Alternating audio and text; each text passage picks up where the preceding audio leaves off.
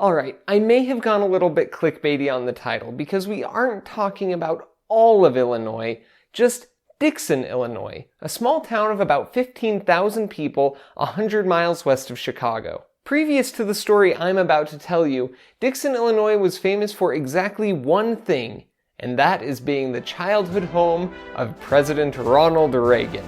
And in a small town, what more do you really need? Throughout the 80s, Dixon was doing great, enjoying its designation as the current president's hometown. Then, in the early 90s, things took an unexpected turn for the worse. Suddenly, there just wasn't enough money to go around. Each year, the budget got tighter and tighter, city employees never got raises, road maintenance became occasionally filling a pothole or two, and the town started to crumble, sometimes literally. During that time, every penny that left the town's coffers was meticulously tracked by the city treasurer, Rita Crundwell. Now, Rita, on the other hand, was having a much better time financially. She was independently wealthy, presumably due to her very successful, very fancy quarter horse ranch, which had produced 52 world champion quarter horses. While Dixon withered, Rita flourished, purchasing multiple vacation homes across the country,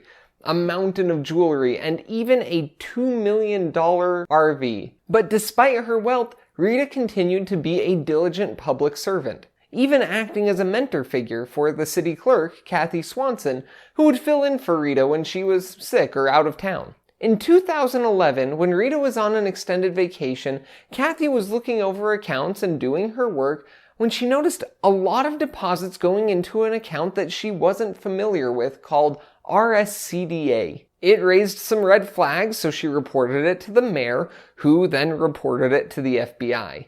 Well, it turns out that RSCDA was essentially a shell company that Rita had secretly set up in 1990.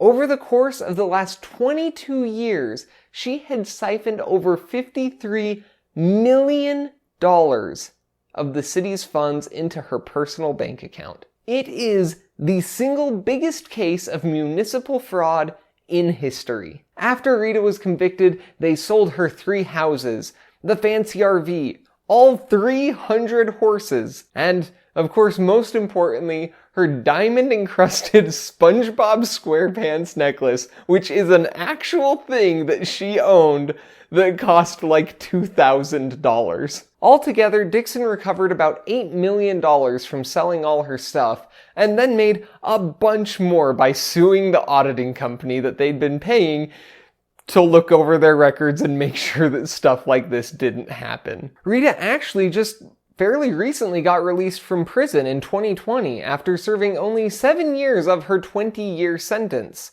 which made people really mad, especially because nobody really knows why she was released early. It's weird, and I don't have the answers. But weird prison release aside, Rita is an ethics classic. It was one of the first case studies talked about in my intro business ethics class. There have been tons of articles, videos, and even documentaries created about her. Obviously, it's pretty messed up to live this super lavish lifestyle, even going so far as to invite your coworkers to your luxurious ranch, all while paying for it using money that you stole from them. But while most of the focus has been on Rita and the auditing and how to make sure this doesn't happen in the future, I think the person we really need to talk about here is Kathy Swanson. Kathy's not an accountant or an investigator, but she still found what several trained CPAs and auditors missed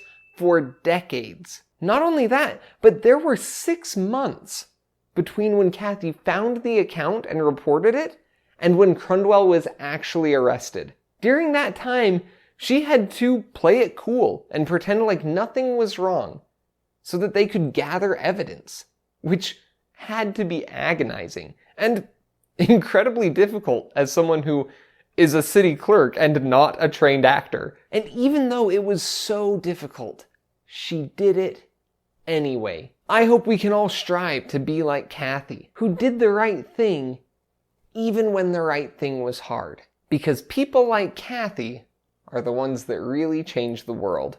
Today, I have a very specific task for you. Anybody who is watching this and has found it interesting thus far, I want you to share this video with the person you know that lives the closest to Dixon, Illinois. I figure if the 6 degrees of separation are a thing, we're all probably like, what, 2-3 degrees from Dixon, Illinois?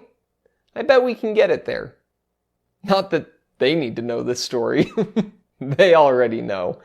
Thanks for watching. Now get out there and make the world a better place.